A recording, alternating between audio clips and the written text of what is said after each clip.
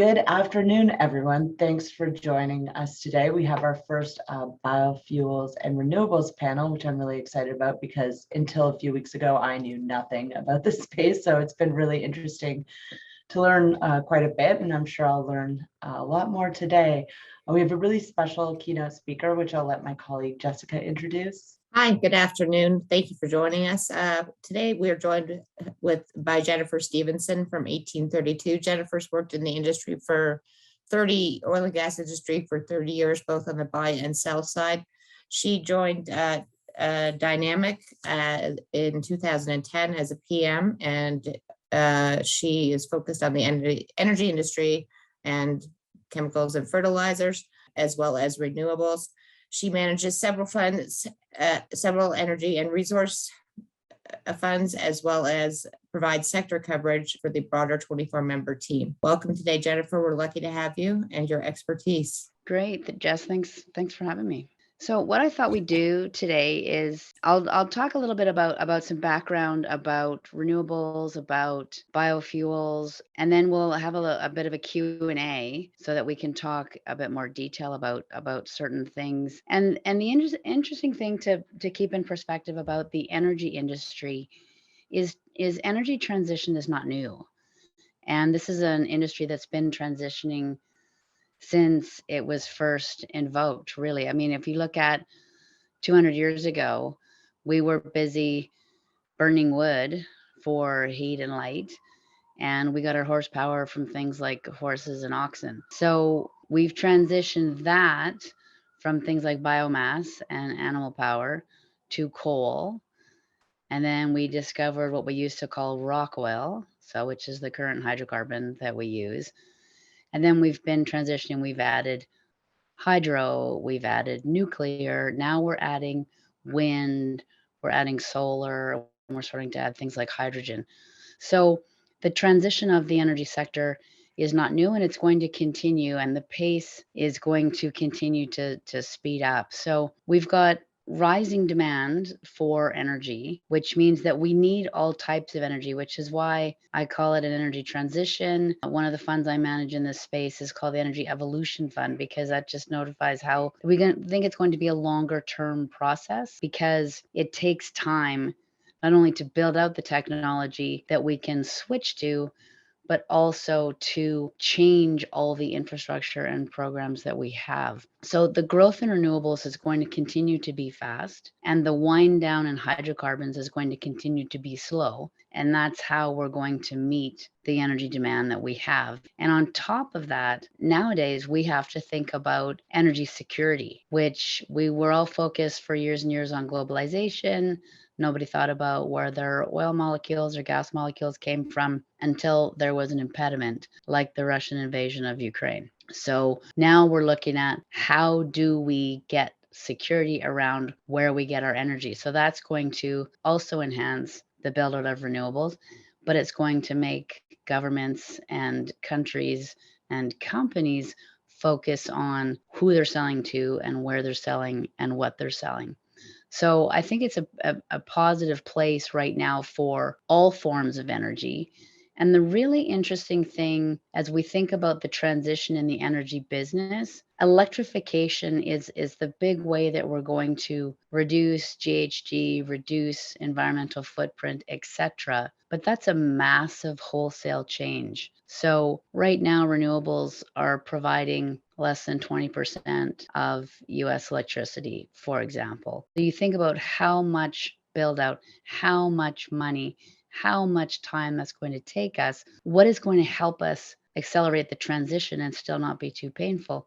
And that's where things like renewable fuels and biofuels come in, because what they allow you to do is directly replace your hydrocarbon fuel. So we can put a biogas or a renewable natural gas into an existing natural gas turbine, into an existing natural gas pipeline, and there's no difference. It's the same methane molecule. So we can make use of that existing infrastructure, those existing engines, those existing factories with a product that is more environmentally friendly and that can be used as part of that transition over time. So I think that's really important. So the same thing goes for liquid fuels like biodiesel or sustainable aviation fuel. Same thing. We can use existing airplanes. We can use existing heavy haul transport trucks and use those new renewable fuels. And they've got impediments to them as well. They're not freely available. There's some constraints, but it's just a way that we can really move the transition forward. So they're a pretty unique investment opportunity as well. So when you think about natural gas options, for example, we can get what we call biomethane. So not methane that comes from rocks. So we don't drill gas wells for it. We get it from either gasification of other rocks. So we can make natural gas from coal. That's one way to do it. And we've done that in the past. But when we talk about biomethane today, we talk about things like anaerobic digestion. And the way that we get that is from things like municipal waste. So you can take your rotting banana peel, capture the methane gas, and you can put that in your home furnace.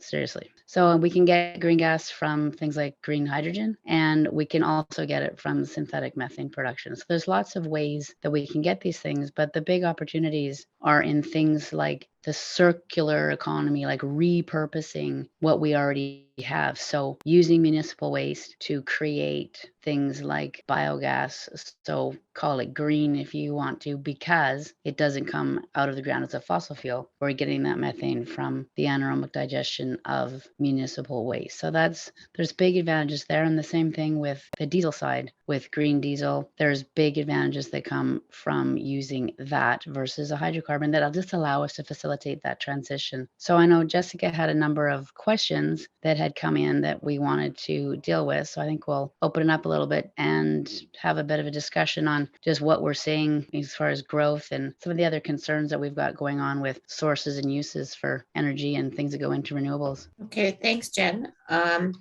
Interesting. So as you mentioned, that about 15% of electricity in the U.S. is now coming from renewables.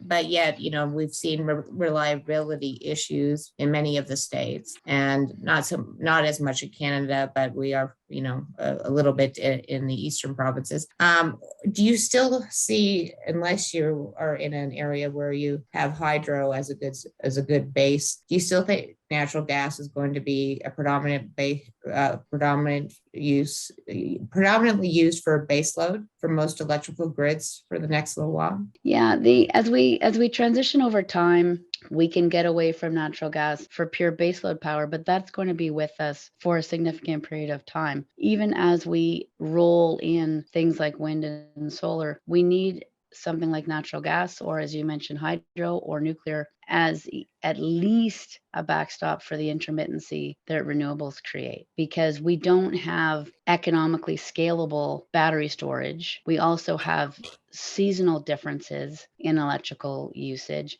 And then we have the intermittency where, you say tongue in cheek, well, it's not always sunny and the wind doesn't always blow. It actually matters. Mm-hmm. So we are going to be using natural gas for a long time. And it's interesting to watch that play out in somewhere like Europe, where they've been moving very quickly on decarbonizing, on making things green, especially in their power sector. And they have had to start to redress their nomenclature about what they call green. And they're now looking at putting natural gas in that nomenclature and nuclear in that nomenclature, because you can't just turn off the coal-fired power, turn off the gas-fired power, and go to renewables, because we can't deal with the intermittency. And that's exactly what we saw happen in Germany, basically, right? Yes, and precisely. Yes. So that takes me to the one question I did have about nuclear. And I do think it's a key component of the transition. And I mean, as you said, the conversation is changing in Europe surrounding that. How do you feel in Canada? I mean, we used to be the leaders in nuclear power. And how do you foresee that going in Canada? Yeah, it's interesting. I mean, Ontario gets a lot of its power. I don't remember the number off the top of my head, but it's a shocking amount. I mean, pick a number out of the air, it's probably something like 20%. You get enough of your power from nuclear, from the Bruce Power Station, which is interesting because it's operated by gas pipeline company.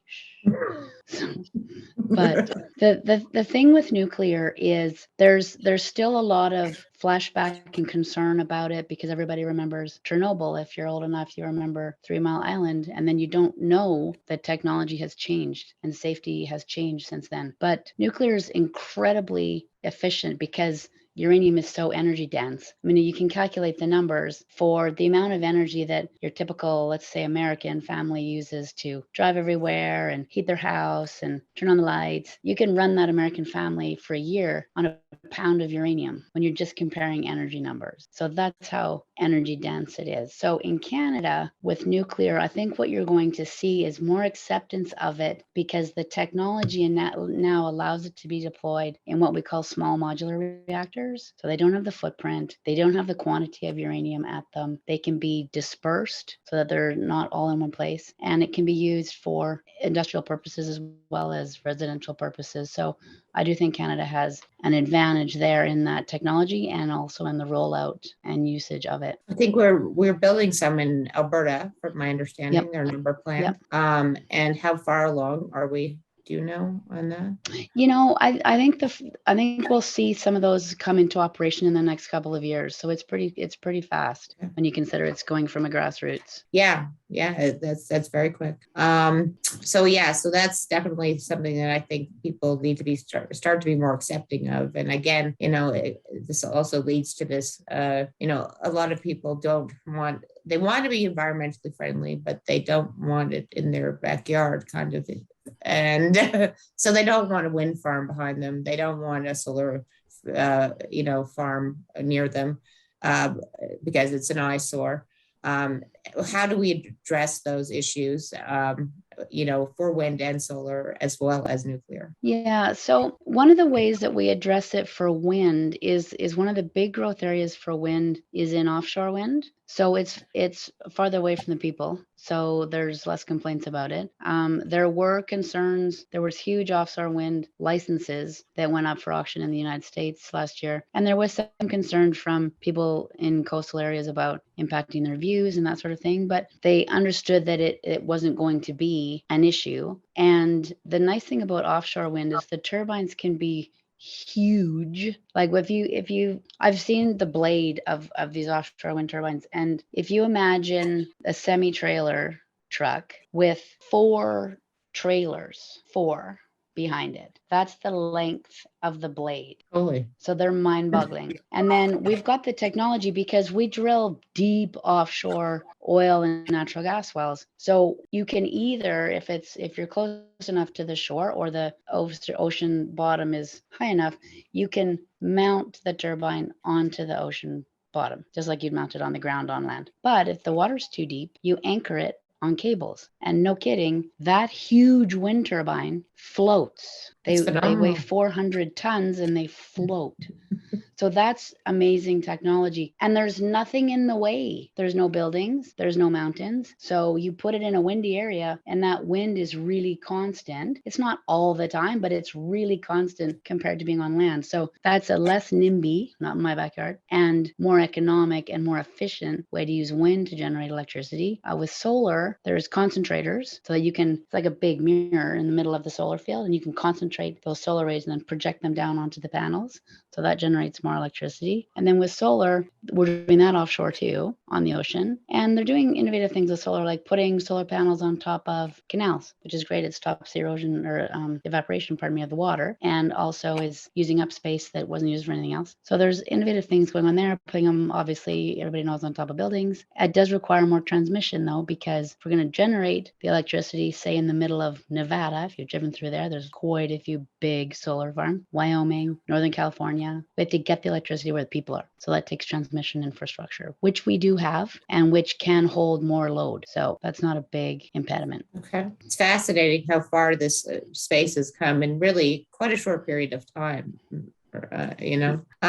So if we can move into the RNG market, because that's also becoming a significant contributor to the grid. Well, not significant yet, but on its way to be. If you can describe a little as far as, do you find, I mean, in the US, do you think they're much further ahead than we are in Canada, developing technology to utilize RNG effectively? Or are we seeing, is it pretty consistent in both countries? Yeah, I would say the US is a bit ahead of us because, so RNG being renewable natural gas. So the utopia kind of project is take a big city like Los Angeles and think about a big municipal waste facility in Los Angeles. And we have technology that can separate the organic waste from the inorganic waste. And it can send all of that organic waste to an anaerobic digester, which looks like a big circle of concrete with a concrete lid. And in that anaerobic digester, the organic waste, there's a chemical reaction that is undertaken, and that creates, it basically rots, make it simple, and it gives off methane. The methane's captured and it's sent to the existing power plant because it's still a methane molecule. The power plant doesn't know any different, and that power plant can create electricity. So there's facilities that are doing that in the US. There is one in Los Angeles that's doing that. But when you think about it, that takes a real undertaking from the waste collectors, the municipalities, the dump operation, the power generators. So all of them have to come together to put the project in place to make it work. So it takes some time, but the more successes we have, the more of that there will be. Because the nice thing about using the anaerobic digesters to create methane from the organic municipal waste is we're not worried about feedstock availability because it's coming into the dump every day, which is pretty awesome. Yeah. So ideally, you want to be for an ideal RNG project, you want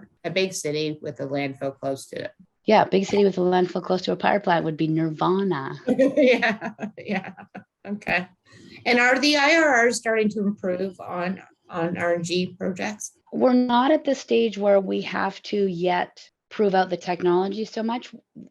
Scalable anaerobic digesters work. Methane molecules and methane molecules. So the power plant part doesn't matter. The gathering of the municipal waste is something that still needs to scale up. The sorting, there are some companies that have the technology, but that still needs to scale up. So as we scale, then the IRRs will improve. But the neat thing is that we're not waiting for a technological breakthrough in that space so much anymore. And so right now, where would you see, how much contribution do you think we could see from RNG sort of 5-10 years down the road, and how much RNG is being produced in the US? Yeah, I mean, right now it's pretty negligible, the amount that's being produced in the US, but I definitely see it as a growth area going forward. And it's going to take some government investment, whether it's at the regional, municipal, or it comes down from the federal level in the US or Canada, to put in place those operations that can scale, whether it's the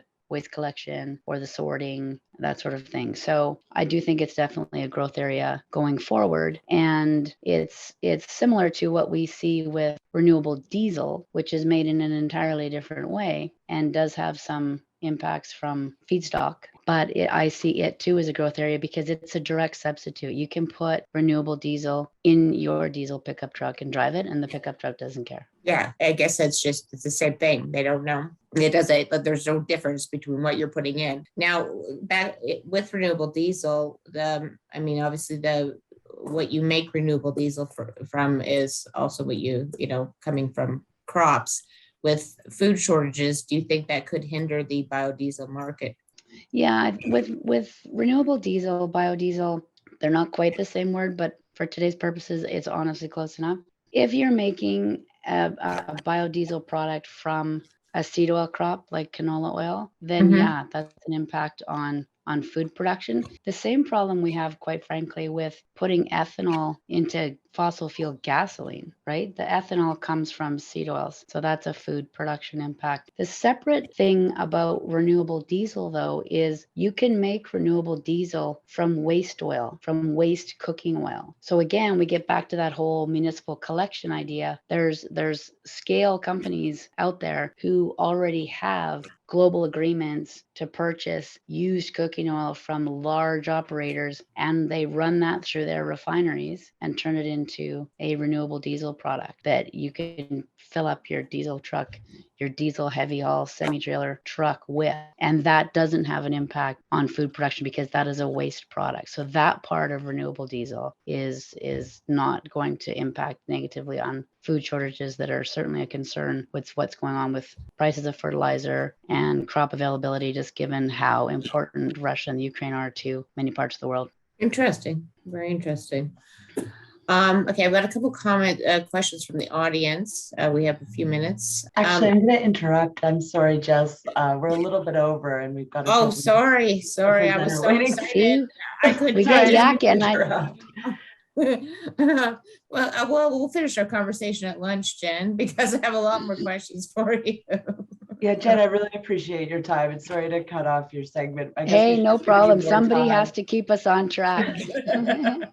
Once we get going, it's usually a long chat. Okay. Yes, well, I enjoy the rest of your panel. Learned that you've got some great companies presenting to you this afternoon.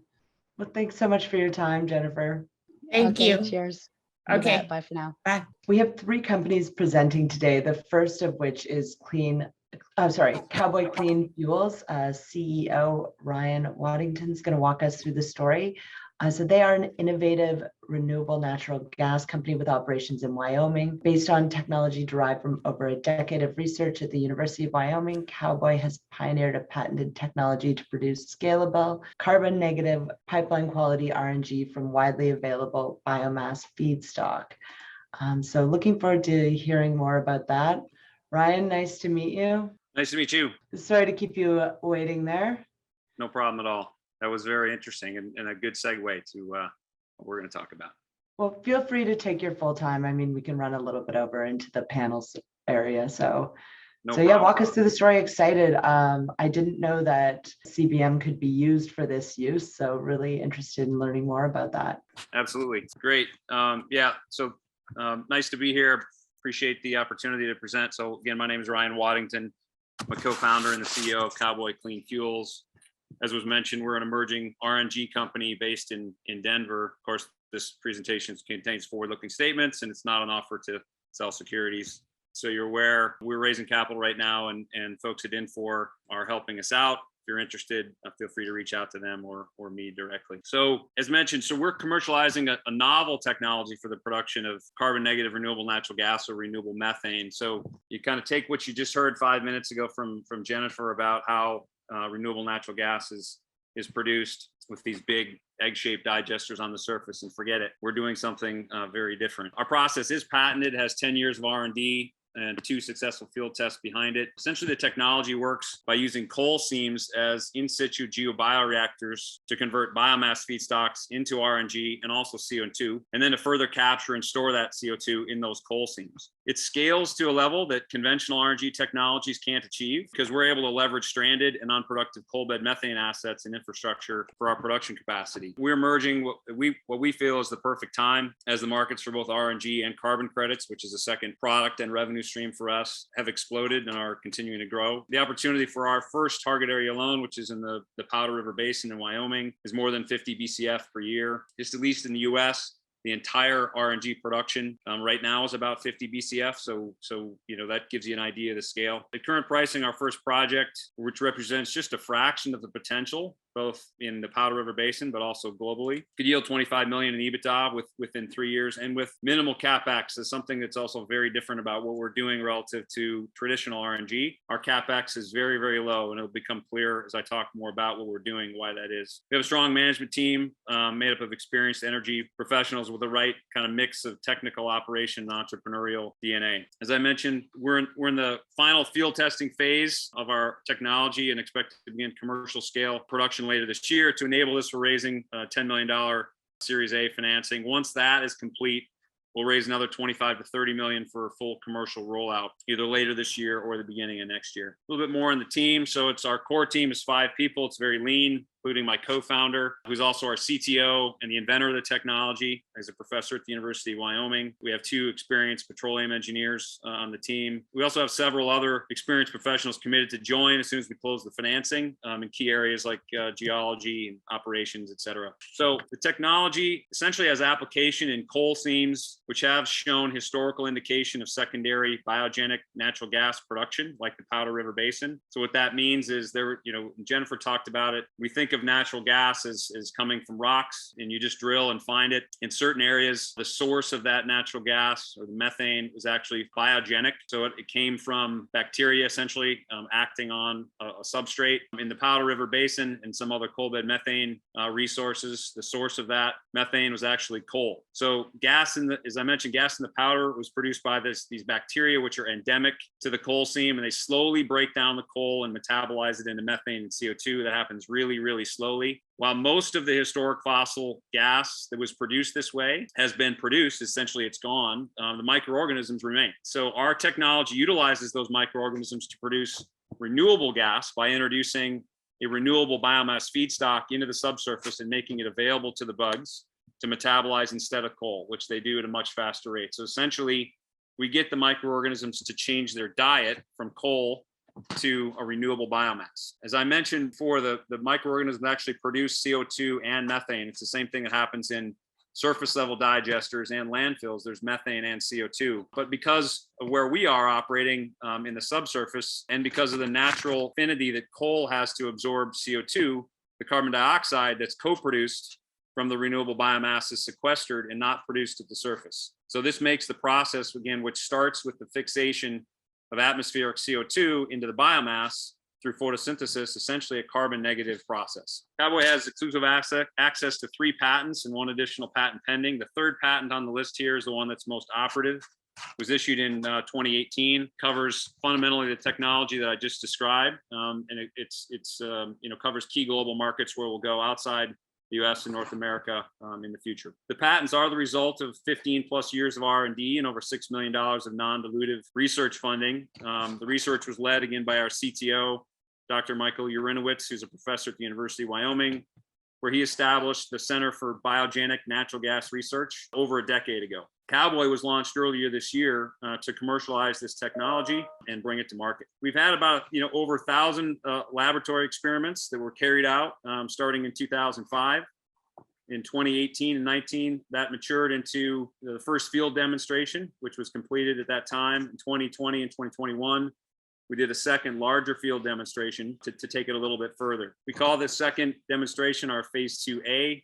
Through this project, we're able to measure significant percentages of RNG in the produced gas. We also showed that the produced CO2 stays locked in the subsurface, and we could transport fluids through the matrix. So here, again, we knew we were producing CO2 in the subsurface, but it wasn't produced at the wellhead, which is really important. And lastly, we demonstrated that we could differentiate the new renewable natural gas from the fossil coal bed methane via commercial and economic stable isotope method. This is really critical because we will continue to produce the old fossil gas along with the renewable gas, and we have to be able to differentiate between them in order to take the renewable natural gas to the premium markets that are available to it, at least in the US and increasingly in Canada and elsewhere. So just a little bit more on that technology. So the fossil CBM, this old gas, essentially has a different isotopic signature than the new gas. So carbon and hydrogen have different isotopes, and there's a different mix of those isotopes in any particular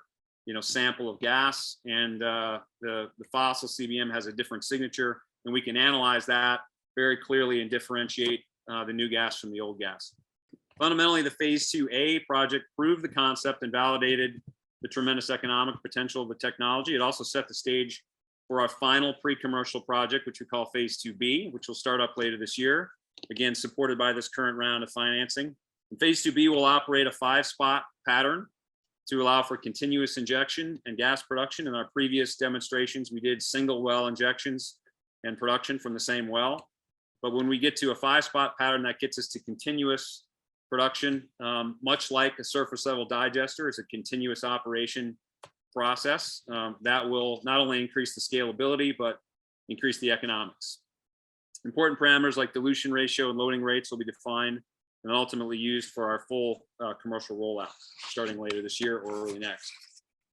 On the market side, we can sell our products into one or more of several compliance and voluntary markets for both renewable fuels and carbon credits. I've listed a few of them here. Initially, we'll pursue the US EPA's renewable fuel standard market, and then on the carbon side, voluntary markets for carbon credits driven by corporations.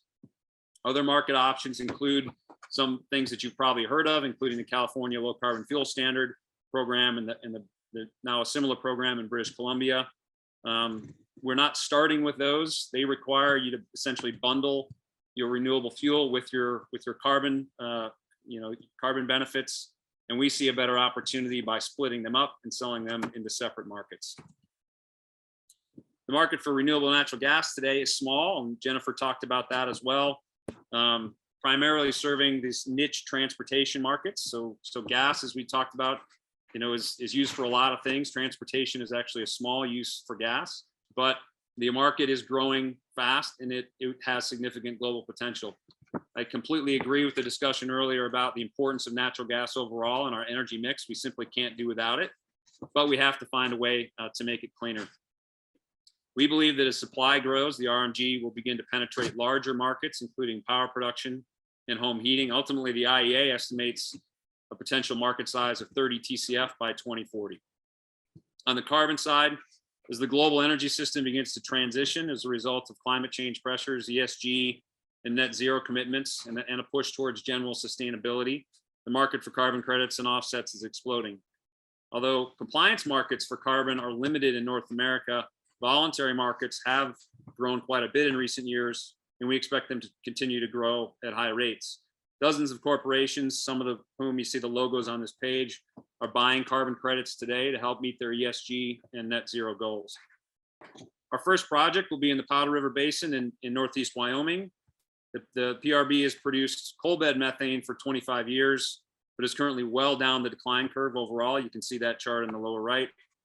However, over $10 billion of infrastructure and assets, including 8,000 to 10,000 wells and thousands of miles of gathering systems and pipelines, remain in the basin essentially as stranded assets. Cowboy can return the basin to economic production and bring new value to those old assets.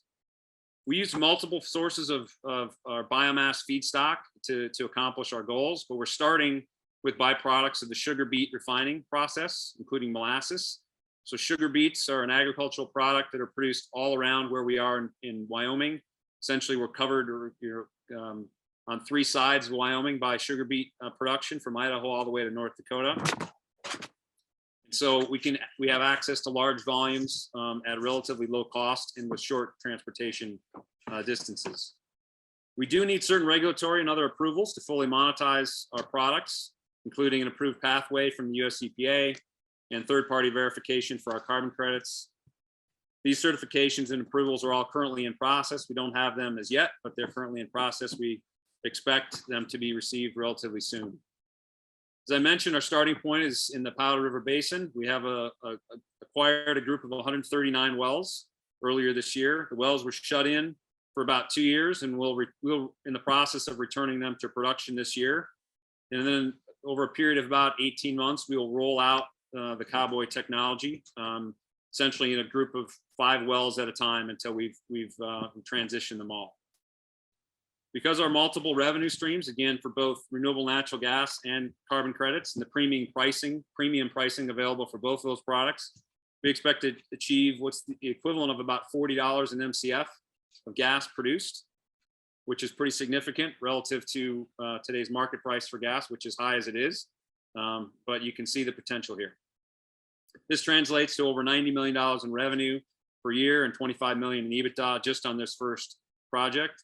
And again, on very limited CapEx. So if you saw a similar pro forma for a traditional RNG project, you'd see a very different profile, probably lower margins and much more significant CapEx. And finally, because our gas is carbon negative with a CI score, that's a carbon intensity score of about -20, on our first project, we'll remove and sequester over 1 million tons of CO2 just over the first 10 years of operations. And we expect our projects to be able to run essentially indefinitely, similar to, again, a surface level digester. As long as you keep feeding it, it keeps producing gas. The same thing holds for us, including the carbon sequestration part of it. There's 1,000 years plus potential to store CO2 in the coal seams of Wyoming. That's it. If you're interested in learning more about Cowboy, please contact us. We'd love to chat about it. And thank you for your time. Yeah, thank you very much, Ryan, for the presentation. I think just given the timing, we'll hold the questions for the panel session. I understand that you're not able to participate, but I believe your CFO will be in your place, so we'll get those answered. So yeah, really appreciate you taking the time to walk us through the story. If anyone would like to be put in touch with management, feel free to reach out and we'll make sure that happens. Thanks for your time. Thank you. Next up, we have Chase Edgelow from EVERGEN Infrastructure, and EVERGEN is a renewable natural gas play that's capitalizing on decarbonization trends in Canada to reach net zero emissions. They currently own and operate 3 RNG facilities in BC, with interest in new development projects in Alberta and Ontario. As a fairly new company, we like that they already have 10 million in revenue, 3 million in EBITDA, and 20 million of cash that will help them fund their current development pipeline, which should take them to 30 million in EBITDA over the next 12 to 18 months. With that out of the way, I'll turn everything over to Chase and he can walk us through the story. Hey Chase, how are you? Great, thanks Deborah. Thanks for having us. Thanks to the Adelaide team, and it was a great introduction by Jennifer, and really interesting conversation that Ryan brought up as well about another form of RNG that looks really exciting. Awesome. Well, looking forward to hearing the EVERGEN story. Do you have some slides you want to share? Or are you just going to walk us through it? Sure. I'll put up some slides as well, but we'll start at the high level. I think we've put together a portfolio of assets at EVERGEN over the past 2 years that I think we've had our eye on for a lot longer than that, with the view that we're operating at the intersection of, I think, a couple of themes that Jennifer touched on, which is organic waste that needs a home and needs a long-term sustainability focused solution versus traditional methods of landfilling organics, and providing green energy through renewable natural gas. And we, in particular, focus on Canada for a couple of reasons. I think one of the key reasons is that up until recently, FortisBC has been leading the charge as one of the only utilities offering a 20-year fixed price, long-term offtake price for renewable natural gas. And it has historically been at a premium close to 10 times historical spot gas pricing. So that foundational contract with a utility like Fortis is really what gives the assets that we own really high quality, reliable, reoccurring cash flow stream that we look for. And I think that's a little bit different. There's differences, nuances between the Canadian market for renewable natural gas and the US market, and that's a major one. So EVERGEN, it's a cash flow positive company today, and we've got a portfolio of assets in British Columbia, Ontario, and as well as a project that we're acquiring and in the process of acquiring in Alberta. So really looking to have a footprint across Canada. Just with the assets in our current portfolio, we've got line of sight to $30 million of EBITDA from about $3 million today. When we look at pure comparables in the space, that it looks like a couple $100 million market cap type company, or higher. I think if you look at some of the entities in the US, and that's just with what we have in our portfolio today. On top of that, we've been a first mover in the space. We've done 5 deals since our inception about 2 years ago, and we see a continued pipeline of growth, and that's above and beyond that, about 6 million gigajoules of annual reoccurring production from renewable natural gas assets that we're focused on consolidating in Canada. So I think with that, we'll talk about the nature of our assets. We'll demonstrate in the next few months the access to capital that we have for these projects, and to continue our growth and to really grow into a large scale platform in the space. I think Deborah covered this. There's just additional information on our capitalization and structure. We do have $20 million of cash, which we'll be deploying into our core portfolio that I mentioned, along with some incremental finance that will be related to the projects under our development, which of the profile that we're looking at. When we look at developing assets in this space, we see potential for up to 70% debt on these assets. Our goal out of the gate, though, is much less than that. We target about a 50% debt to equity ratio on the assets that we develop. So what is our business? I think this slide does a really good job. It's probably our favorite slide to talk to. It outlines the type of waste that we deal with, which is a little bit different depending on which company you're looking at in the space, depending on which region they're operating in. What we like to have in the projects that we look at is a mixed feedstock combination in terms of bringing in on the front end food waste from municipalities. So two of our projects in the Lower Mainland in British Columbia take in municipal green bin waste on long-term contracts. So what we like about that is it's reliable. Yeah, the feedstock is relatively consistent, and it's solving a waste problem for the municipality. So this is waste that before it got diverted away from landfill would have ended up in landfill and would have been one of the largest sources of greenhouse gas emissions for the municipalities. Secondly, agricultural waste, we take in manure, we take in other animal waste, and thirdly, other organic sources, primarily being commercial waste, both pre-consumer and post-consumer restaurant food waste and that type of thing. And what we look at is having a variety of feedstocks on the front end of our projects for a couple of reasons. I think number one, as you can imagine, there's different energy contents with each of those feedstocks, depending on the organics that are actually in the feedstock coming in. And number two, there's also different tip fees. So we get paid to take municipal waste as an example. You get paid to process that from the municipalities, and that contributes to about 50% of our revenue over the long term is making sure that we've got an optimized mix of waste coming in on the front end to maximize our revenue on the front end, but also maximize our gas production, which leads to the revenue on the back end, which comes with the fixed price long-term contracts with our utility partners. The core of our business is developing, owning, and operating assets, everything that you see in the box in the middle. So this starts with processing the waste as it comes in on the front end, putting it through the digesters that Jennifer, I think, did a great job describing. You see them on the front of our slide deck. They are large concrete bins or cylinders, effectively, where the waste comes in. You put it up to a temperature where you get accelerated decomposition. You have retention time of typically 28 days or less, and off the top of the digester, you're getting biogas production, which is really just CO2 and methane. The biogas upgrading equipment, these are small gas processing skid units, very comparable to what you'd see in the oil and gas industry, but scaled down. And typically, you're looking at stripping out the CO2 and putting pure 98% or higher methane into the gas distribution network. And I think what we like about that is the tie-in point for us is at the edge of our facility, directly selling to FortisBC on our existing facility.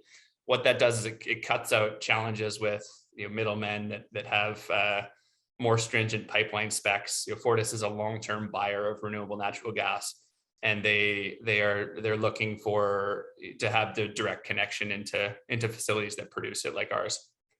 The byproduct of all of this, as you can imagine, there's a ton of semi-liquid, semi-solid waste coming in the front end. Out the bottom of the digester, you get digestate, and this is used for fertilizer, for soil amendments. It really is a substitution for chemical fertilizers, and we think this market will develop, and this will turn into a revenue source. It's not something that we bank on today. So our sweet spot in Canada is looking at projects that are in the $30 to $50 million size range. A lot of that is just dependent on the accumulation of organic waste in a population sparse country like Canada, you don't get the large scale projects that you see in the US. But for us, what that means is there's a lot less competition when it goes to working with existing project developers, which has been our bread and butter through our first initial wave of acquisitions that we've done.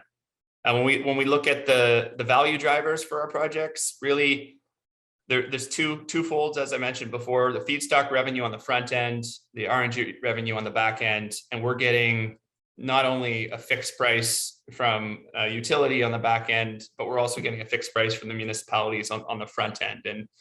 And above and beyond the base volumes that we put through our facilities, we've got additional upside of being able to process incremental waste on the front end, which turns into incremental gas on the back end. And that really is a key value driver for us.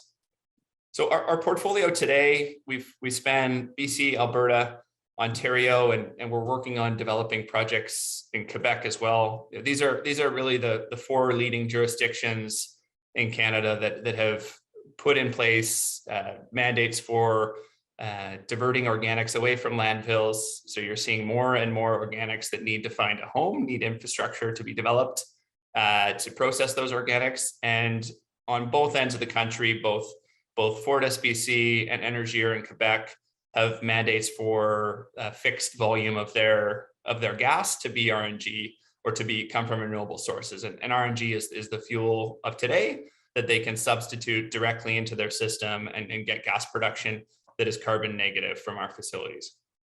So now just quickly getting into the transition that we're going through as we build out our projects. Our core portfolio in British Columbia is about a $45 million spend across our two assets in Abbotsford that will take our EBITDA from about $3 million to $8 million, and will double our input waste on the front end and triple our RNG production on the back end. We're adding a digester to our project at Fraser Valley Biogas, or two digesters, I should say, and we're adding new digesters to a facility that we own in Abbotsford that currently just takes in organics from the municipalities and sells compost. We're adding the same infrastructure that we have at our other project in terms of being able to process that waste on a long-term basis.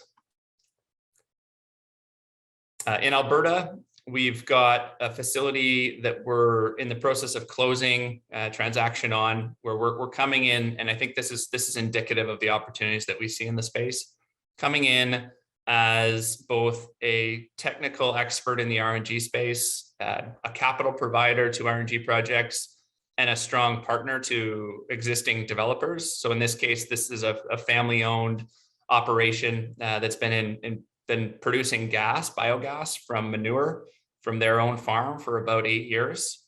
We're coming into this project, we're acquiring a 67% interest in the facility, and then we're working with them to expand this and turn it into not just currently the biogas gets used for power generation and the power gets used on their farm. We'll be adding a renewable natural gas upgrading unit.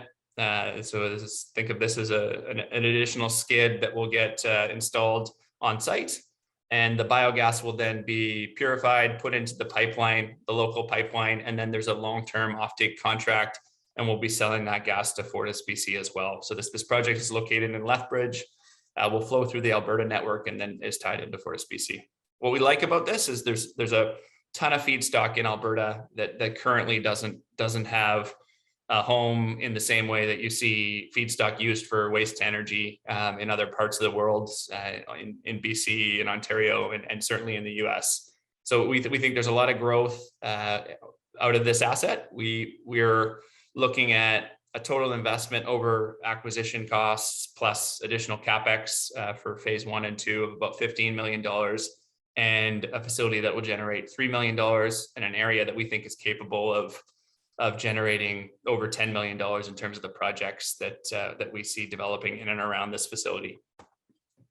And then just recently, we've partnered with a developer in Ontario that's been working on something that's a little bit different in the space. This is an agricultural focused project focused on aggregating waste from corn So this is post-harvest, called corn stover, is one of the primary inputs of this project and these facilities, as well as corn silage. And this is what's nice about this project is we're stepping into a partnership with a developer who's been working on this for about 2 years. They have offtake agreements that they have been negotiating. They have a strong partnership on the feedstock side with a local aggregator, a large but also local presence aggregator of agricultural products. So think of this as a logistics provider for farmers. They're providing the feedstock to these facilities, and then ultimately, what's interesting about this is the scale. So it's about a $200 million 3-phase development that will produce 1.7 million gigajoules per year, which at the pricing that we're seeing utilities pay north of $30 a gigajoule on a fixed price contract, you're looking at close to $60 million of revenue, with EBITDA margins at the 50% level. That's about $30 million of EBITDA out of a project like this, long-term, contracted both on the feedstock side, on the offtake side, and that's where we're seeing lots of interest in the private markets for developing projects like this. I think I've covered everything briefly, and I don't want to take up too much time on given that we're there. We want to get to the panel at the end, but I think the only last thing I wanted to touch on was our pipeline. So what we have discussed so far are 5 projects across BC, Alberta, and Ontario, take us to 2 million gigajoules per year of growth. What we're looking at is a project portfolio of 25 plus projects that we're looking to aggregate across Canada that look exactly the same as what we have in our portfolio today. So I think there's a lot of work to be done in Canada. I think there's lots of interesting things happening in other jurisdictions, but I think we've got a clear pathway to growth in Canada and a lot of unique advantages to continue to grow our business here. And I think that's our focus at the current period of time. So with that, I'll leave it there, and I'll turn it back over to Deborah. Thank you very much, Chase. And you got us almost back on time, so I appreciate that. I do see that there are some questions, but maybe we can address those during the panel talk. And yeah, I appreciate you taking the time to walk us through the story once again. Great. Thanks, Deborah. Thanks. Next up, we have Tidewater Renewable, Joe MacLeod, CEO, and Krayson Chervenkov, and I'm sorry, Krayson, I'm sure I butchered your name, who I believe is EVP Business Development, will be presenting today. Oh, there we go. Perfect. Hi, Joel. How are you doing? Good, Deborah. How are you today? I'm good. So Tidewater Renewables is a multifaceted energy transition company created to meet the growing demand for renewable fuels in North America. The corporation is focused on efficiently turning renewable feedstocks into low carbon fuels, including renewable diesel, renewable hydrogen, and renewable natural gas, as well as carbon capture through future initiatives. Sorry, a bit of a mouthful there. Nice to see you. It's been a few years. I think the last time I saw you was when I worked at Beacon and you were walking around with Tidewater Midstream. Oh, thanks for having us, Deborah. It's been an interesting time. Thank you. Looking forward to getting an update and hearing all about your renewables company. Great, right on. So should I share my screen, Deborah? What's the best plan to talk? Yeah, if you want to share a screen and walk through, you've got about 20 minutes. Okay, sounds good. We can get going, and I apologize if I'm not the best on the stick with the IT, but we can get going. We're excited with what we're doing here within Tidewater Renewables. For those of you that don't know the story, we IPO'd our renewables business back in the summer. It was great to bring in 160 million of capital to progress our renewables. Our parent company, Tidewater Midstream, does own 69% of Tidewater Renewables. You'll see our market caps in the 450 to 500 million dollar range. And then as we build out a renewable diesel project, our debt now is approaching approximately $100 million, as we have one large project in our renewable diesel project, which we're excited to walk everyone through. I think few key initial points would be base contracted EBITDA. So we have base contracted EBITDA on 10 to 15 year contracts of 40 to 45 million. then you'll see our recent Q1, we were roughly at about 50 million of run rate EBITDA. Our Q2, we continue to see outperformance, I'd say even into 2023. So nice to have. I'd say we're one of probably a few renewables entities with material cash flow and adjusted EBITDA, and great to have our business outperforming. Where today we're well ahead of our Q1 run rate of 50-ish million of EBITDA, and we'll walk you through what's driving that. Some of that is our canola co-processing, where diesel prices have been strong of late, and also BC low carbon fuel standard credit prices have also been strong. So great to have a strong base business. And really the reason for the IPO was to fund initially our renewable diesel project. So we'll walk you through that project as well. But we're fully funded on a renewable diesel project. It's about 8 months out, remain on time and on budget, and it's approximately an incremental $100 million of EBITDA. So today we're in that $50 to $60 million range. Renewable diesel will add 100. We'll be at that $150 to $160 million of EBITDA here in the next 8, 9, 10 months, which is quite exciting for us. And then today we'd have about $100 million of debt as we ramp up the construction of the project with our $150 million facility. Next slide here, we get into our RNG partnership and project, which we're really excited about. We have partnered with what we feel is the premier cattle entity in Canada, and some would say within North America, the largest marketer of cattle in all of Canada and top 5 within the US. So we partnered with them on both feedstock of tallow to our renewable diesel, and then also on RNG, where we have commenced permitting and construction here shortly on our first RNG project with them, which will be a large beef feedlot. They do have operations through Nebraska, California, Texas, Iowa, New Mexico, but are initially from Albertans as we are, and have 3 or 4 potential RNG projects here in Alberta, where they've also received material government support, and Infor and Mr. Brockby were very helpful in pulling this partnership together, which we're real excited about longer term. So I'll probably jump through some of the details in the interest of time, as I'll make sure I keep us on track here.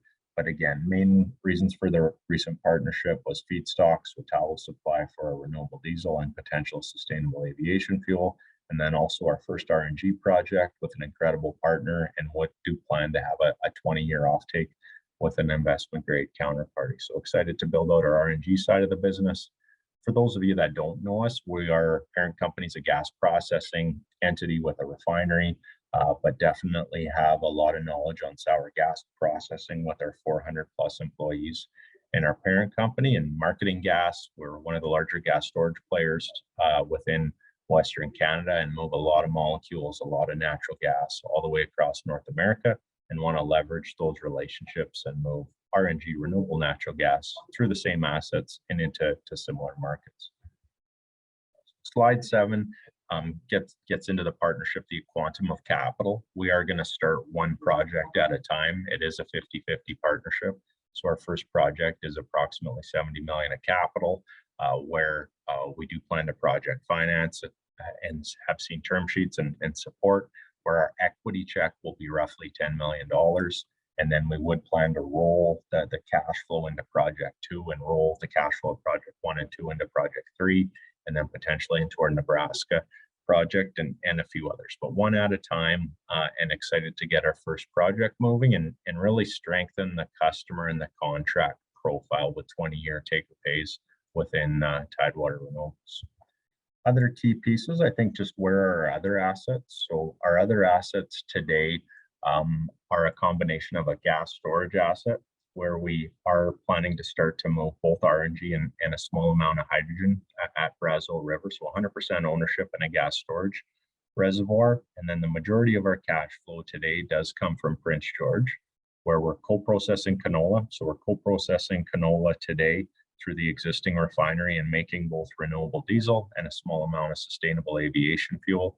And again, the margins there have widened with diesel prices strengthening, and then also the BC LCFS market strengthening as well. And as we get into it, you'll see that we've been forward selling BC low carbon fuel standard credits initially at 425, then 478, and more recently at 490, which has just been extremely helpful to our business and the related cash flow of our business with those carbon credits and BC low carbon fuel standard credit values moving up. So we view three pillars to our business. Definitely renewable diesel, where we would include sustainable aviation fuels, what we're producing today, and then we'll get into our large renewable diesel project. So that's the most real mature market that we have today, and material margins and driving great base business and huge growth in 100 million of EBITDA that comes online here in 8 or so months. The hydrogen market, we'll speak just briefly on it today. It would probably be the most immature when we think about the three pillars of our business. RNG, as Chase spoke to, definitely a mature market. Yeah, it's early innings, but there's economic offtake. So for us to have our first RNG project, we're excited to bring that online and to have offtakes that are economic. Where hydrogen, there's been a lot of interest, but we have not yet seen a 15, 20-year offtake that's highly economic. So we're focusing most of our time these days on renewable diesel, sustainable aviation fuel, and RNG. We'll get into the renewable diesel project, but other main message would be government support. We've seen an incredible amount of government support. We'll get into $100+ million from the BC government, but also the Alberta government. We have seen 20 million of support in the form of a grant on carbon capture, blue hydrogen within our parent company. So it's just a real eye-opener to see the size of government support that we've seen. We do have the first renewable diesel facility in all of Canada with our build that's coming online here in 8 months, and that's driven federal government discussions on large government-backed low interest rate loans, but to date it's all been grant capital in the form of credits, and then also cash from the Alberta provincial government.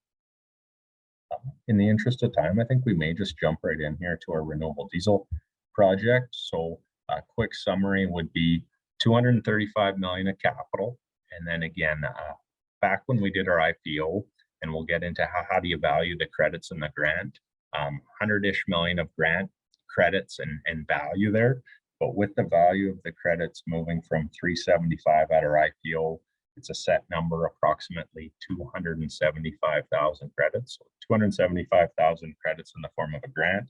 In our IPO, we valued those at 375. That would get you to 100 million of grant capital. But what we've seen is those credit values have gone to 425, forward sold a significant tranche, then 478 and 490. Those have all been press released, and significant move up in the value of the credit. So the value of that grant has actually grown from 100 to 125 million, and we continue to monetize those credits. So they are effectively cash. So our net capex is in that $120 million range. And as the project comes online, we can jump to the economics here quickly, but it's diesel price plus BC LCFS credit values. And then the piece which we haven't been adding in is the Canadian Clean Fuel Standard credit, where we are in weekly discussions with the federal government, given we have the first renewable diesel facility in our co-processing canola today. We will qualify for the Canadian Clean Fuel Standard credits as well. So that's an incremental value piece that we haven't included in our economics. Why haven't we included CFS credits? Main reason just being we have a sub 2-year payout project of size and scale, and we didn't feel a need to continue to layer in value. Other key pieces on the project would be feedstock. Feedstock used to be kind of the #1 question we get. How are we securing feedstock? So we talked about a Rimrock partnership. That's about 1,500 barrels a day of tallow. So that's about 50% of our feedstock. And then 6 or so months ago, we acquired a used cooking oil collection business, which has heavily exceeded our expectations. It would be another driver of our outperformance as you look at our quarterly results, especially into Q2, and secured that entity and provided them capital to grow. So we own 100% of our used cooking oil collection business, and that continues to aggressively grow. And that entity is securing feedstock, I would say, at a cost of $0 to $50 a barrel, which is obviously extremely helpful to our margins. The other key piece with our facility would be our pre-treatment facility. So our capital cost, as you compare it to other renewable diesel facilities, is relatively high, $235 million gross capital on 3,000 barrels a day. One of the key drivers there is our pretreatment facility, where we will have as much flexibility as any renewable diesel plant globally today, given the amount of capital, the amount of metallurgy we put into that pretreatment facility. So we can run used cooking oil, we can run hog grease, chicken grease, distiller's corn oil, and do not have to run high-priced vegetable oils like a soybean oil or a canola oil. And we are co-processing canola today through the existing refinery. And we've also recently tested some tallow through our co-processing, which ran incredibly well. So overall, great to see material free cash flow from the business, and real excited to get our renewable diesel project online here in 8 months.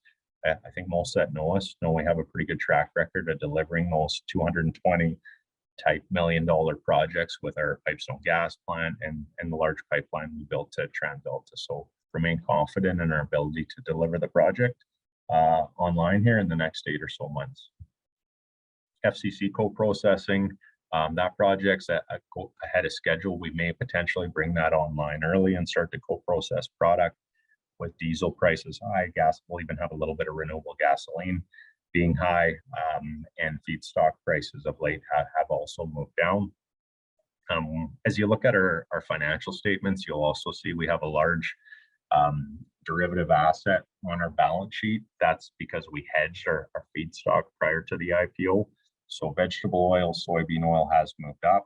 That's the main marker for our feedstock. And we were quite fortunate to hedge roughly 50% of our 2023 feedstock and 30-ish% of our 2024 feedstock. And as a result, you'll see a large derivative asset, and it's a result of hedging the cost of our feedstock. So that also has turned out quite well for us. Capital projects, I think we hit the big ones on renewable diesel, FCC co-processing, and then also our RNG project. I don't think we need to spend a lot of time there. Where else? I think maybe, given we got a couple minutes left before we wrap up here, we'll just go down maybe to a few pieces. One being kind of BC LCFS credits. For those of you that are getting up to speed, how does the program work?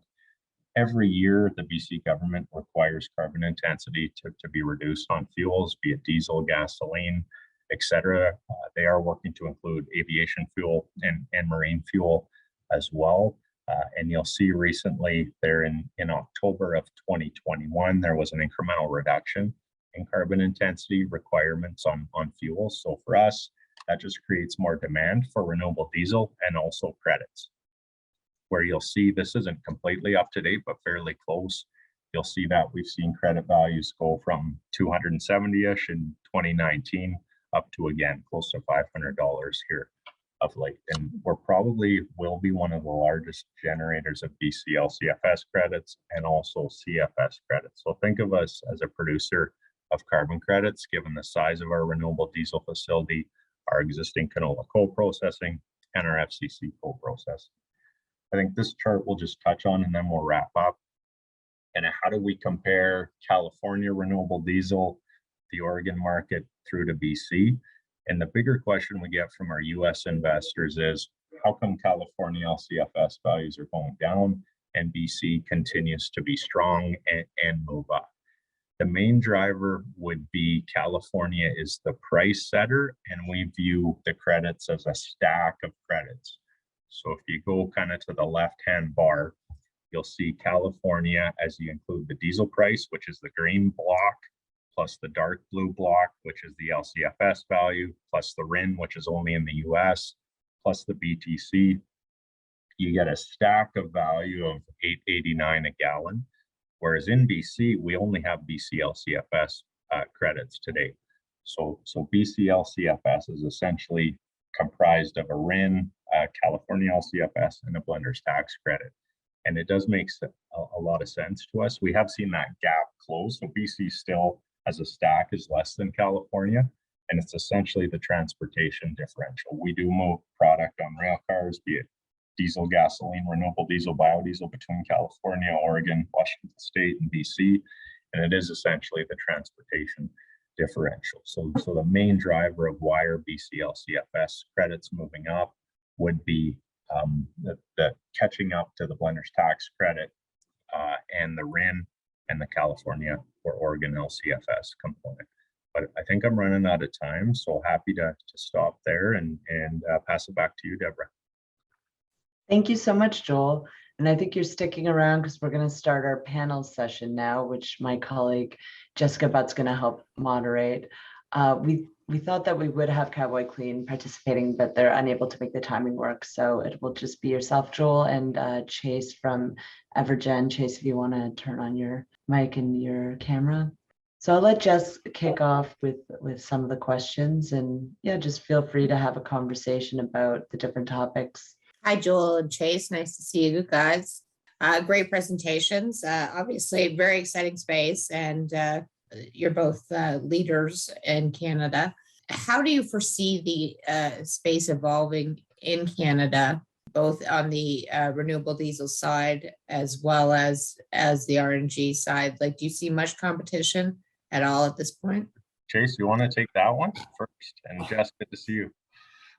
Yeah, I could touch on the RNG side. I think Joel will be best placed to answer on the renewable diesel side. But I think from a offtake standpoint, in terms of the market for renewable natural gas, I think we look at the time about 2 years ago when we were putting together our initial assets. We always said Fortis was the gold standard, and that they were really leading the space. They were putting their money where their mouth is and providing 20-year offtakes where others weren't. But we always said we expected to see other utilities that had similar targets follow suit. And I think just recently that that's become a reality. Énergir, as an example, in Quebec has become really aggressive. They've upped the price that they can pay for RNG into a realm where they become a really interesting counterparty for any project across North America, I think, as well as utilities in the US. So Northwest Natural, others that all are looking for the same thing. But then above and beyond that, energy companies and so end users of gas, as well as marketing distribution companies, have all started to compete head to head with term contracts. So I think it, like Joel mentioned in his presentation, it is an evolved market. It continues to evolve, but I think that's the main driver, is that we're seeing more and more offtake units available for any project. And the nice thing about the gas network across North America is it is all interconnected.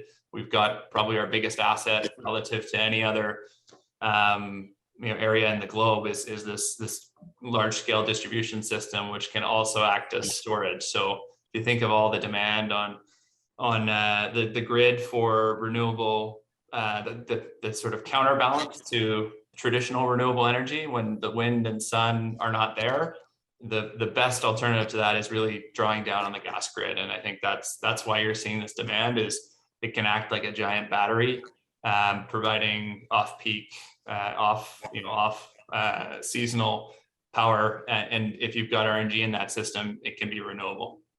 Yeah, and they don't, like you say, you don't have the same problems with storage, so it's easily fed into the grid, so which is great. Now, I'd be curious to know, there are a lot of these the power producers that are offering, options for different individuals to utilize RNG as a portion of their heating or electricity. Now, but who are the main customers really, as far as, on the other side of a Fortis agreement? Like, who's willing to pay this much more for natural gas in an inflationary environment is basically what I'm asking. Yeah, I think, Joel, feel free to take this one if you want.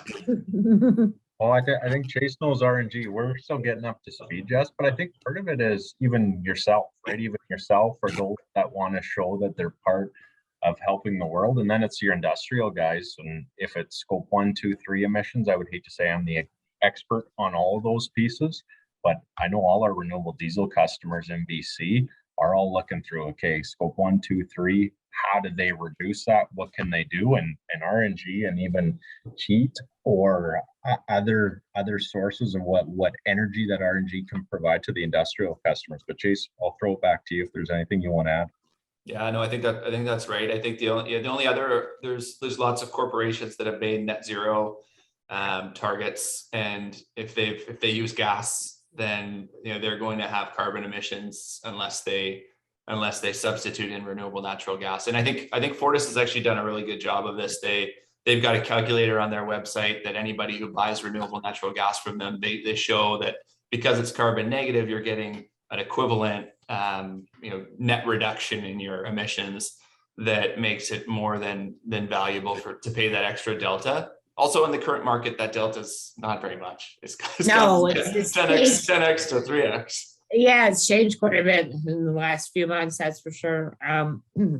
Okay, so that was one of my questions. Now, going to the diesel side of things, Joel, who would be your main customers there? I mean, obviously, the world is short of diesel right now, and I don't foresee that changing anytime soon.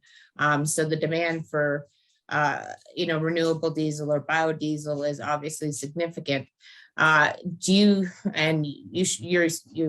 of my questions, of course, were you on time with your project, which you claim which you are? I was assuming you ordered all your long lead items early on before inflationary issues started to impact prices of steel, etc.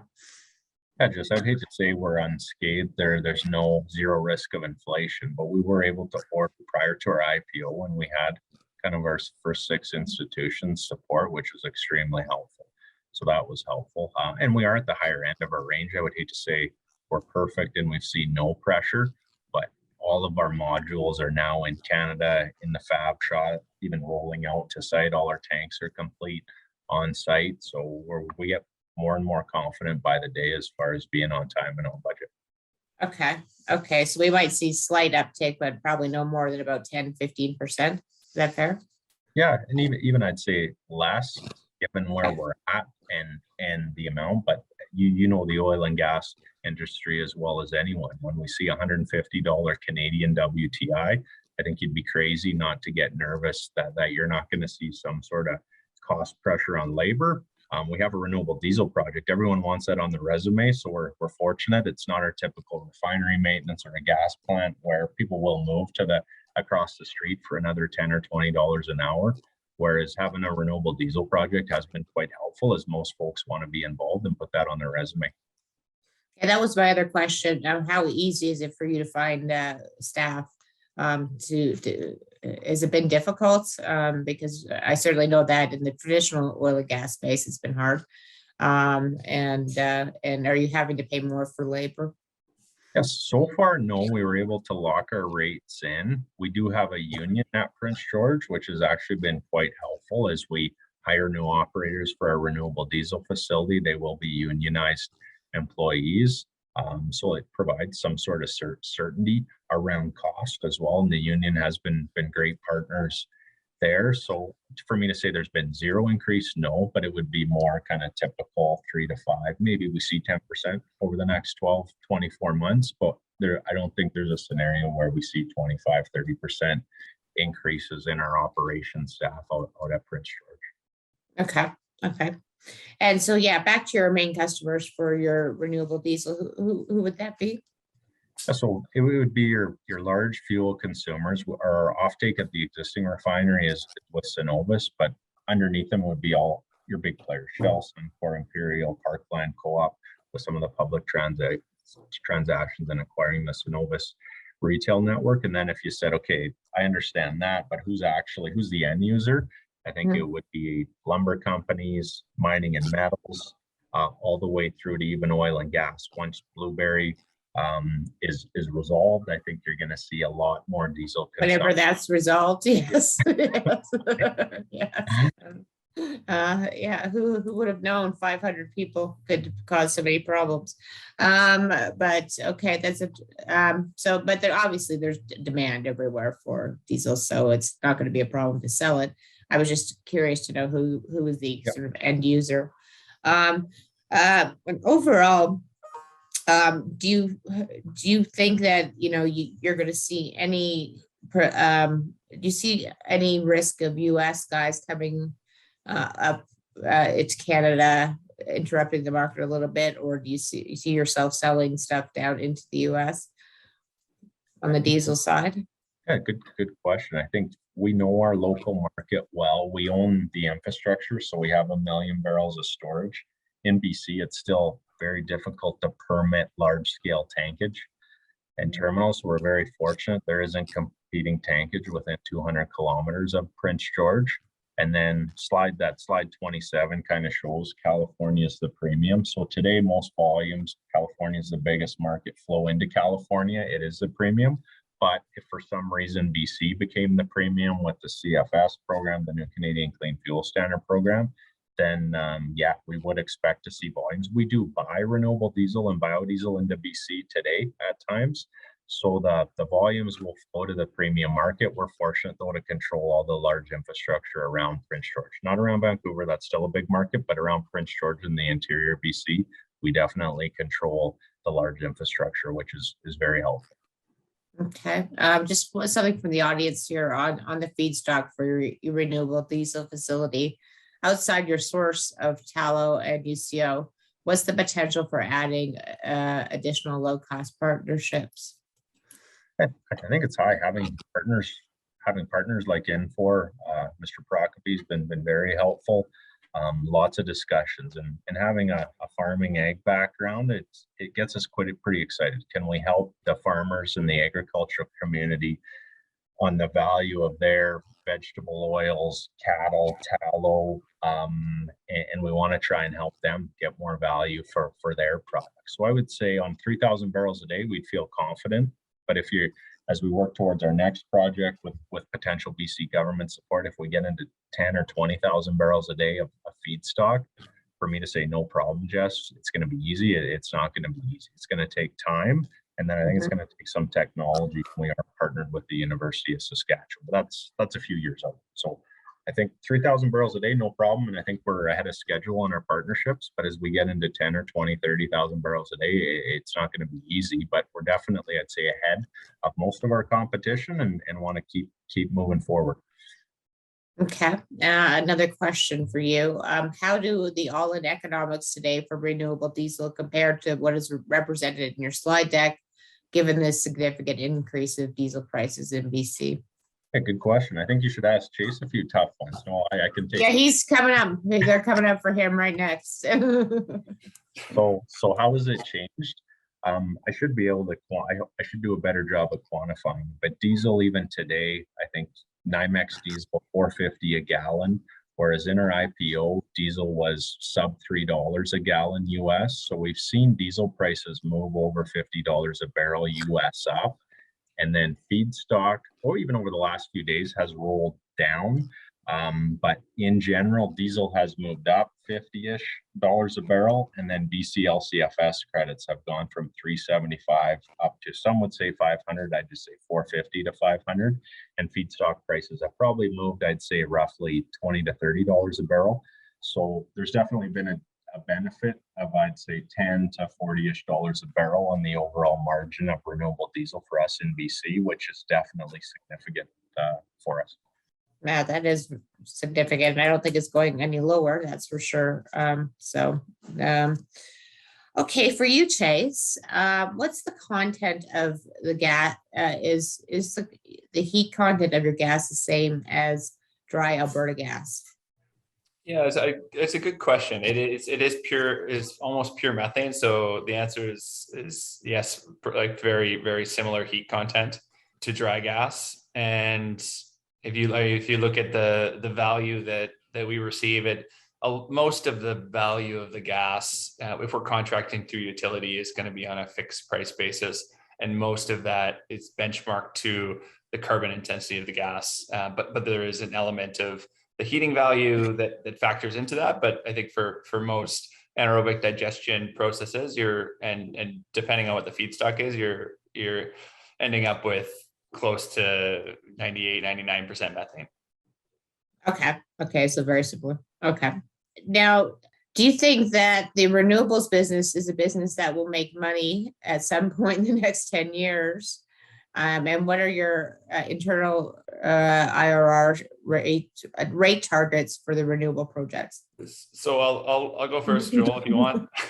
This is the question that, Yeah. So it's people always ask, right? If you don't have the government subsidies, like the IRRs are different, et cetera, et cetera. So everything is nuanced. I think depending on which market you're looking at. I think what's nice about RNG as an example is that you're dealing with end users that are paying contractual prices, and it's not a direct subsidy, especially in the Canadian market.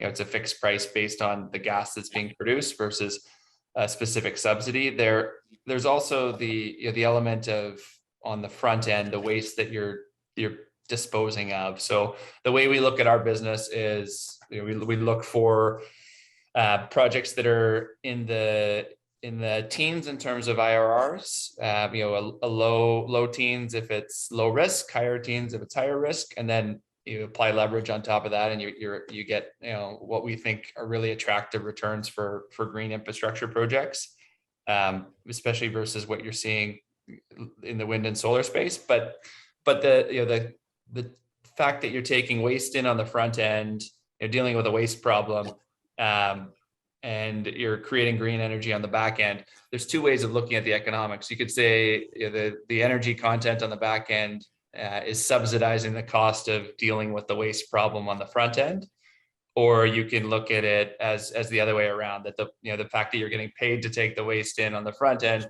is subsidizing a lower price of green energy on the back end. So I think it's definitely specific to the project. I think both in the renewable diesel and in the market for RNG, you're in a space where there's enough optionality in the current markets and the markets that we operate in, that you're not beholden to a specific subsidy on one way or the other that might change. The 20-year contracts that we get are in place for 20 years and are ironclad in terms of counterparty risk. Yeah, and I don't see our government leaning any other way, but more environmentally pro-environmentally. So, but what do you think is your biggest risk on the RNG side for both of you? I mean, you have a bit different feedstocks for both of you. But so for you, Chase, let's start there, and then we can move to you, Joel. Is it quantity? Is it accessibility as far as distance, that kind of thing? Or I'd just be curious, what is your biggest barrier on the feedstock side? So we spend probably the most of our time on really understanding the feedstock market in any market that we're in. So that's probably top of our list. And then I think secondary to that is if you look at the growth that's required to meet the demands of the utilities, it's really, I think the biggest challenge to achieving that it's not technology. The technology has been utilized in over 500 locations globally, mostly in Europe, a lot in the US. It's not offtake contracts. The feedstock is plentiful today.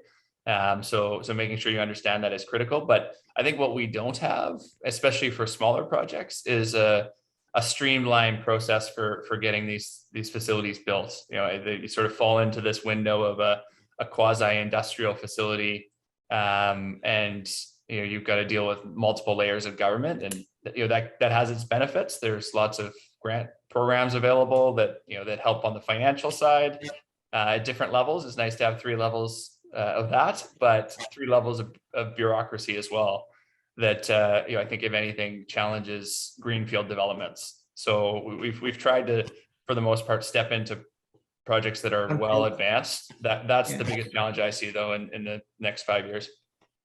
So just the time to get permitting, and I mean that's similar throughout our country and in many different areas, right? So just alignment at the municipal, provincial, federal levels on what the overall strategy is. I think things take a lot longer than they should. I think a good example is LNG on the west coast of BC. I think Australia has nine different Yes. LNG projects. We won't even go there because I'm gonna start to get angry and it's gonna get political. But anyway, But we could learn from that, right? We could.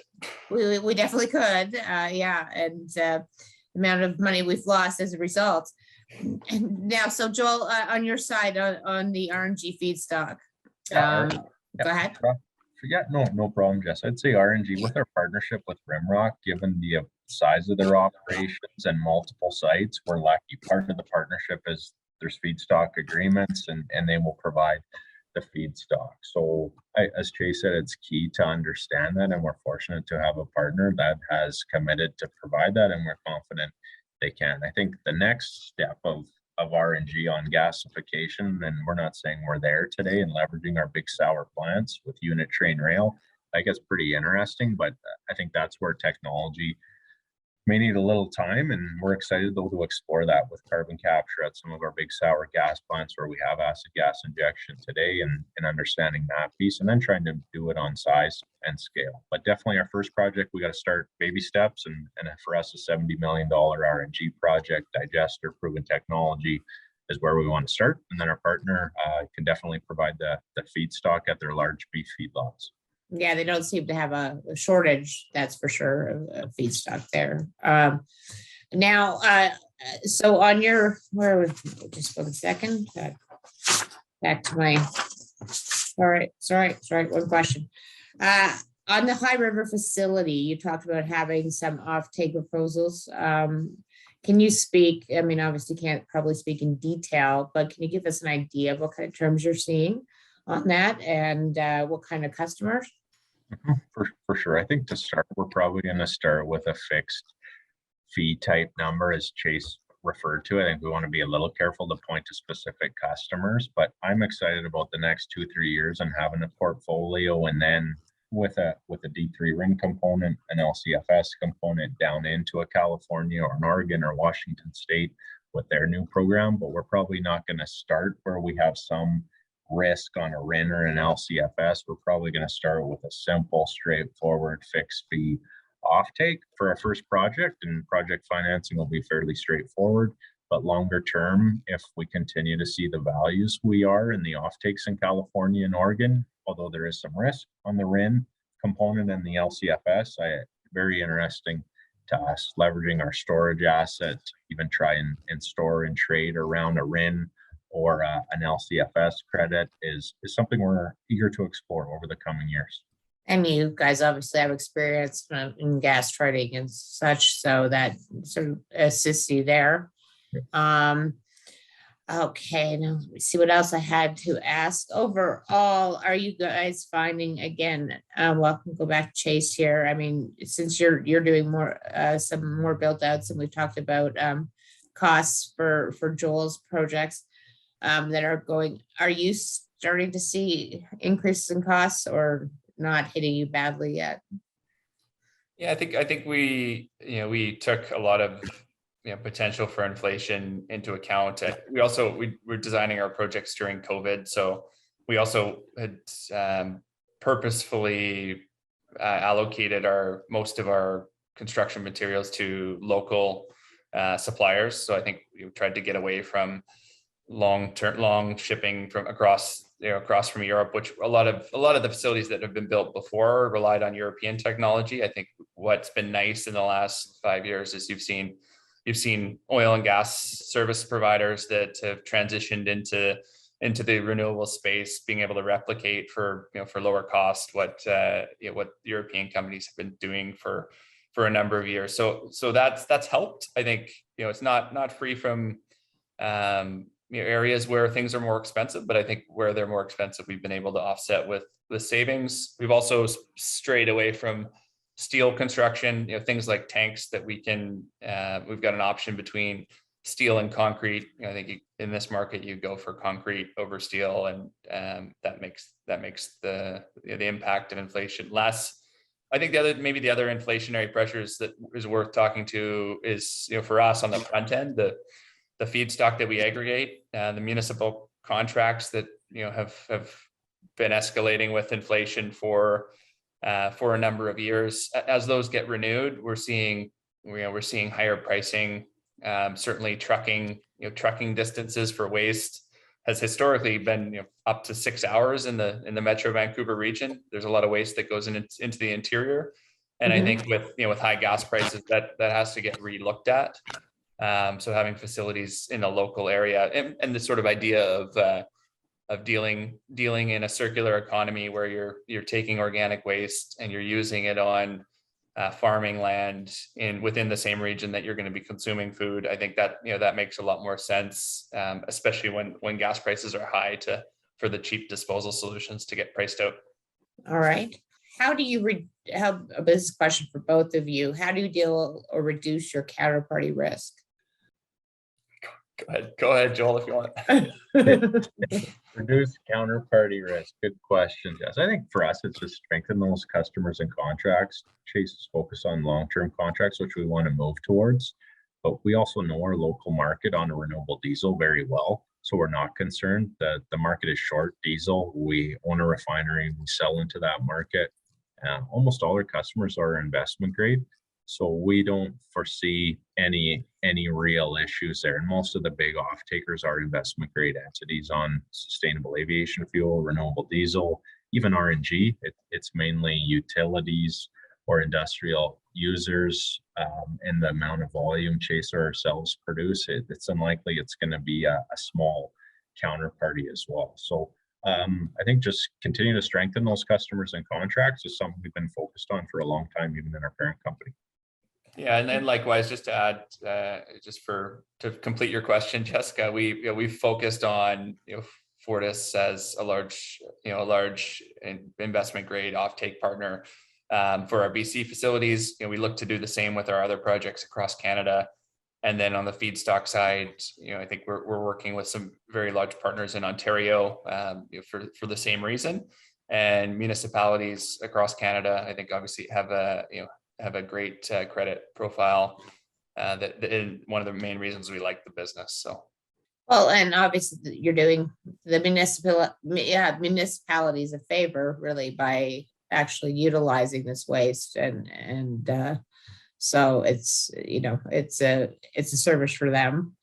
And we'll get you out to some council meetings, Jessica. Pardon? We'll get you to some local council meetings. I can start lobbying for you.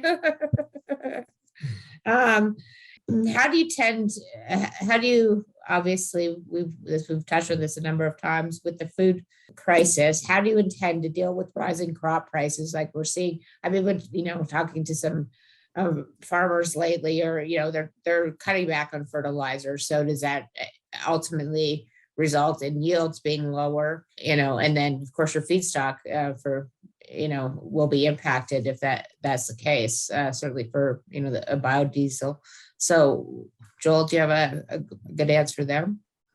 I don't know if we have a good answer, Jess, but I think we can give you our views there. To your point, the rain that we're seeing in Calgary here the last week is sure helpful. A lot of farmers are ecstatic. Yeah, they're pretty happy. Yeah.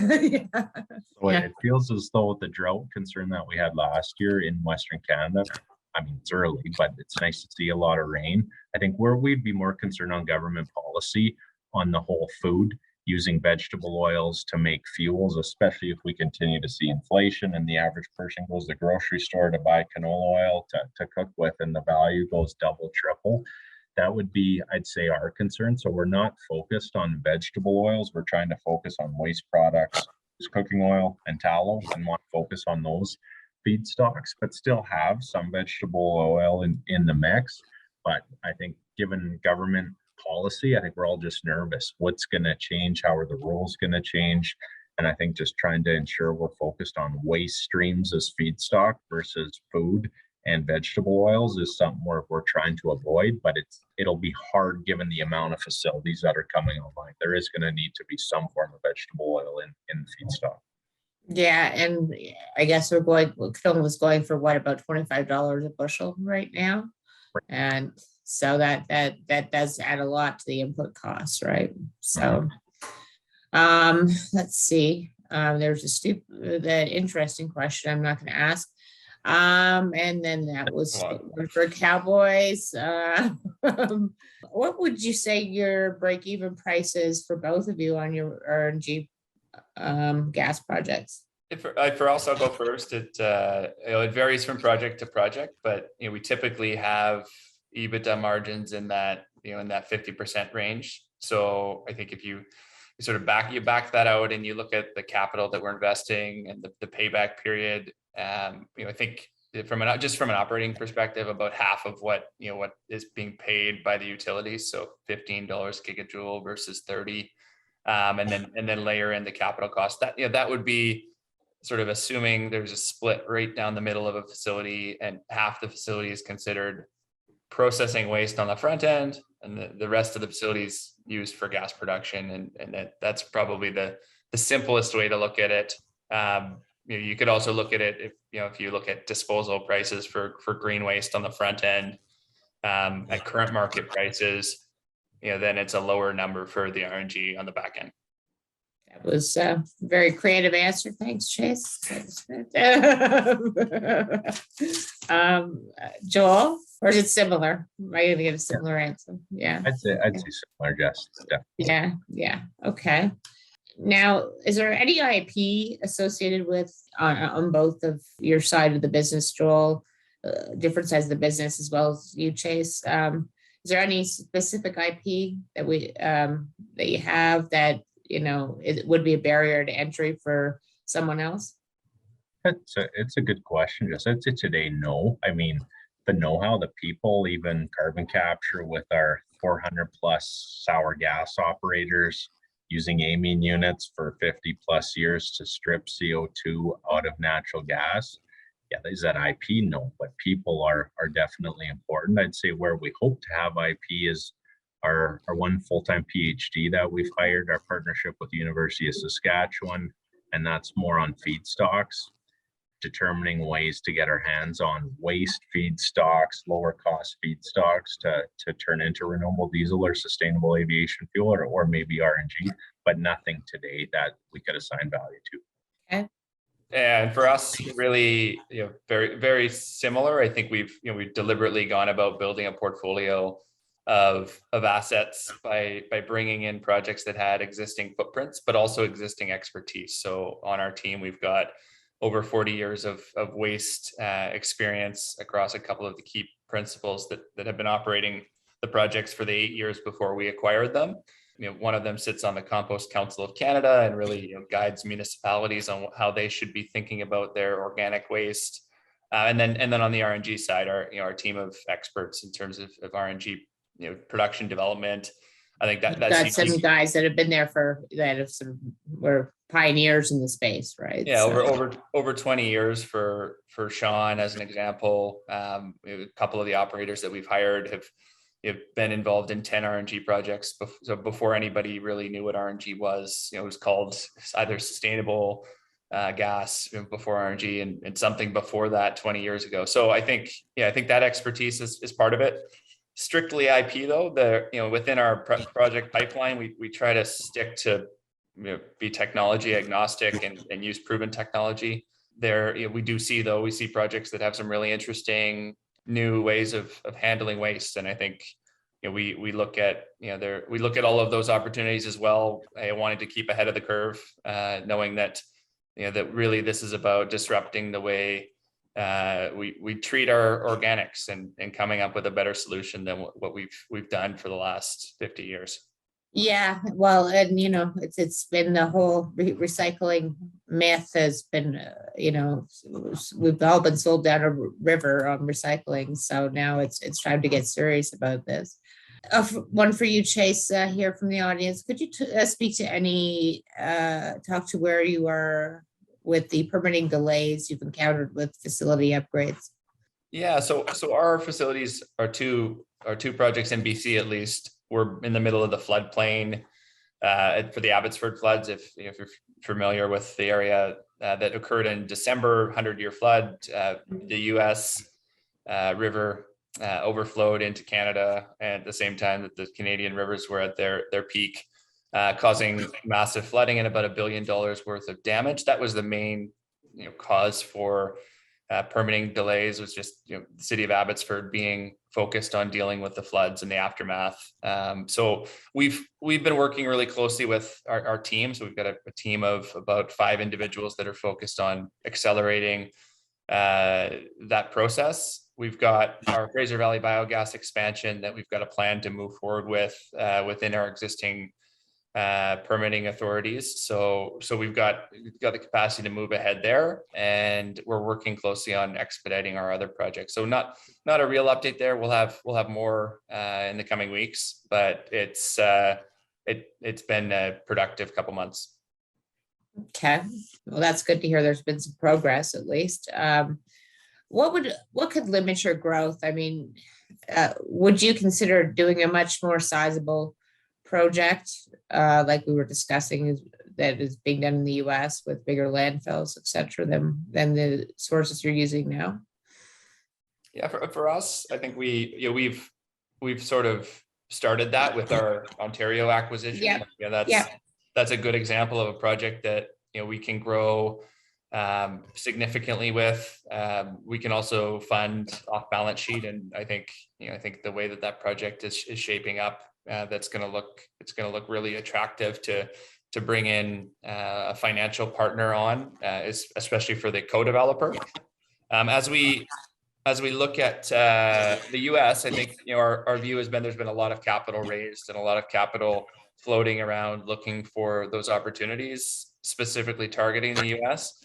I think let that wave come and go. I think especially with potential tightening for the RNG market in California, I think you're going to see some projects that maybe get stuck and need support. And at that time, our hope is that we can, we certainly look at US opportunities, but take a step change in growth at the right time. And there'll be some really attractive opportunities on the back of overinvestment, like there is in any market where you get a ton of capital and not necessarily the expertise that you need. Well, that was going to be my one question. We've seen obviously an exodus of money from ESG funds and renewable funds, not like and underperformance. So do you run the risk of running into some financing issues, maybe not on the projects you have slated right now, but maybe that does provide an opportunity, like you just stated, to get some stuff on the cheap? Yeah, I think when we look at it, we're a bit different than Joel in terms of market cap and size. Obviously, I think we look at it as building a portfolio of projects that have inherent value in the private markets. I think the amount of private infrastructure capital out there is doesn't change with the whim of the market, and it is definitely seeking higher return projects. So it's the traditional wind and solar projects, as rates go up, aren't as attractive for that pool of capital. What is valuable though is a pipeline portfolio of operational projects, but also a pipeline and the expertise to execute on it. So from our perspective, it's regardless of how the markets are in this next 12 months, continue to execute, and we're building a portfolio that is worth many multiples of our current share price in the private markets, and hopefully the public markets turn around. In the meantime, if they don't, I think there'll be some attractive acquisition opportunities. Okay. Now, one question from the audience for Chase, then I'm going to ask you guys one each, and then we could probably wrap up unless there's something else we haven't covered. When do you expect, Chase, when do you expect to hit your 12 million EBITDA target? So with the acquisition of GrowTech, Fraser Valley Biogas, and Net Zero Waste, so our core 3 projects or expansion projects in Western Canada, we're on track to do that in 2023 as our current best estimate. Okay. I think Project Radius could add to that, and then timing is whether it's a late 2023, mid 2023 is still something that we're working on in terms of accelerating shovels in the ground. But in terms of having the projects designed, offtake agreements in place, feedstock, and the ability to fund those projects, all of that is something that we've got our hands on. So it's really just a matter of timing. Okay. Thank you. So my last question to both of you is, what is the end game for each of you? Go ahead, Chase. Yeah, so I think we touched on it. I think we want to. Oh, yeah, sorry, we did. You said you'd grow, but what if someone decided to buy, they wanted to buy you? Would you be open to that?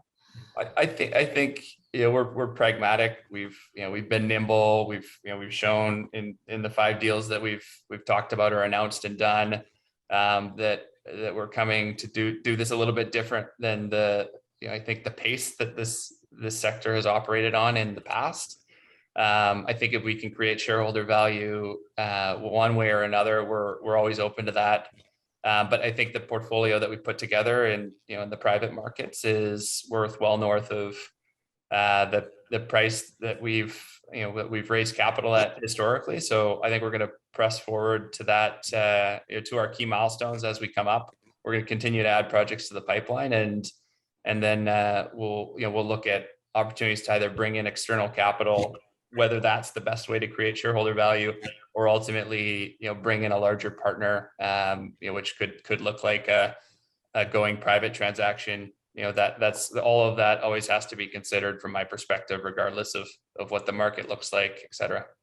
So I think for us, it's to be the leading RNG platform in Canada, to continue to maintain our first mover advantage, and hopefully work closely with others in the space that are doing so. I think what's unique in Canada is there's only a few companies doing this.